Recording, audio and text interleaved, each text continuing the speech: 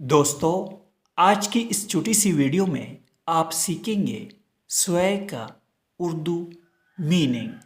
Swag का उर्दू मतलब है हिलना, झूमना या डगमगाना।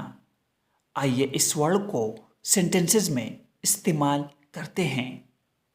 The trees sway gently in the wind. इसका मतलब है दरख्त हवा में आहिस्ता आहिस्ता झूम रहे हैं। His words had the power to sway the crowd.